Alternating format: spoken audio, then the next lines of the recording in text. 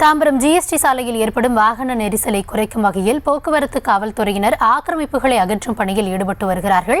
இதுகுறித்தான விவரங்களோடு இணைகிறார் எம்முடைய செய்தியாளர் கந்தன். வணக்கம் கந்தன், ஜிஎஸ்டி சாலையில் எந்தெந்த பகுதிகளில் இந்த ஆக்கிரமிப்பு அகற்றமானது மேற்கொள்ளப்பட்டு வருகிறது, இது குறித்த விவரங்கள்? வணக்கம். தற்போது தாம்பரம் ஜிஎஸ்டி சாலையில் தான் ஆக்கிரமிப்பு செய்யப்பட்டுள்ள கடைகள் பொருட்களை தாம்பரம் போக்குவரத்து போலீசார் தற்போது அகற்றி வருகின்றனர். ஏற்கனவே சென்னையிலிருந்து வரும் அனைத்து வாகனங்களும் புறநகரம் நோக்கி வரும்போது குரோம்பேட்டை, அதே போன்று கடைப்பேரி, தாம்பரம், பெருங்குளத்தூர் பகுதியில் தினதோறும் சிக்கி தவிக்கும் நிலை ஏற்பட்டுள்ளது. ஏற்கனவே போக்குவரத்து போலீசார் இந்த போக்குவரத்து நிலை குறைக்கும் வகையில் அந்த சாலை வழியாக இருந்த அனைத்து வாகனங்களையும் அகற்ற பணியில் தொடர்ந்து ஈடுபட்டு வந்தனர்.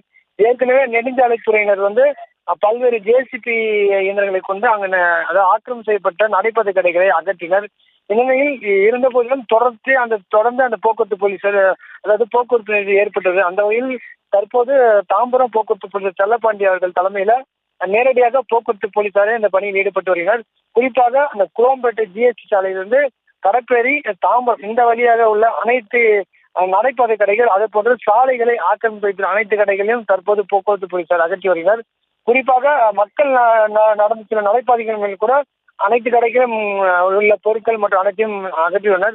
குறிப்பாக அந்த கடப்பேரி பகுதிகளில் வாகனங்களை பழுதுபோக்கு கடைகள் ஏராளமான கடைகள் இருப்பதால் அந்த பகுதியில் உள்ள அனைத்து கடை நடத்துபவர்கள் சாலையை ஆக்கிரமித்து கடைகளை நடத்தி வருகின்றனர். இதனால் அந்த பகுதி முழுவதும் வாகனங்கள் நிறுத்தப்பட்டு வருகிறது. அந்த வாகனங்களை தான் தற்போது போக்குவரத்து போலீசார் அங்கிருந்து அகற்றி வரும் பணியில் ஈடுபடுகிறது. தொடர்ச்சியாகவே ஏற்கனவே ஒரு மாதத்திற்கு முன்பு தாம்பரத்தில் ஒரு தனியார் மண்டபத்திலிருந்து இது போன்ற சாலைகளில் வாகனம் நிறுத்தக்கூடாது என்று அறிவுரை நடத்தினர். ஆனால் இருந்த போதிலும் தொடர்ந்து இது போன்ற செயல் ஈடுபட்டுள்ளதால் தற்போது நேரடியாக போக்குவரத்து போலீசார் இந்த ஆக்கிரமிப்புகளை அகற்றும் பணியில் தொடர்ச்சியாக தற்போது ஈடுபட்டு வருகின்றனர். விவரங்களுக்கு நன்றி கந்தன். செய்திகளை உடனுக்குடனும் துல்லியமாகவும் தெரிந்து கொள்ள சப்ஸ்கிரைப் பண்ணுங்க.